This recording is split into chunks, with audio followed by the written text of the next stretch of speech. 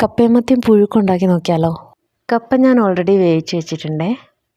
കപ്പയുടെ മുകളിലോട്ട് ഇതേ മുറിച്ച് വെച്ച മത്തി ഞാൻ നിരത്തി വെക്കുന്നുണ്ട്. പുഴുക്കിന് വേണ്ടിയിട്ട് ചെറിയൊരു അരപ്പ് ഞാൻ തയ്യാറാക്കിയിട്ടുണ്ട്.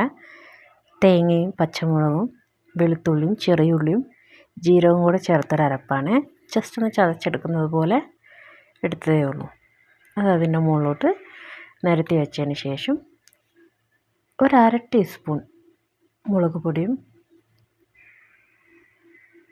1/4 ടീസ്പൂൺ മഞ്ഞൾപ്പൊടിയും ആവശ്യത്തിനുള്ള ഉപ്പും കൂടെ ചേർത്ത് കുറച്ച് വെള്ളം കൂടെ ഞാൻ ആഡ് ചെയ്തു. ഒരു 1/2 കപ്പ് വെള്ളം ആഡ് ചെയ്തിട്ടുണ്ടാവുക.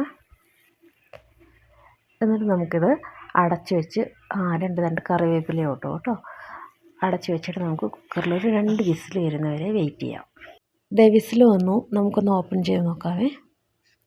ഇതെല്ലാം നന്നായി വെന്ത് വന്നിട്ടുണ്ട്. നമുക്ക് കപ്പയൊന്ന് കുറച്ച് ഉടച്ചെടുക്കാം. കപ്പയും മത്തിയും കൂടെ നന്നായിട്ട് മിക്സ് ചെയ്തെടുക്കാം. ഇനി കുറച്ച് വെളിച്ചെണ്ണയിൽ കടുക് പൊട്ടിച്ചിട്ടാൽ നമ്മുടെ കപ്പയും മത്തിപ്പുഴുക്കും സെറ്റ്.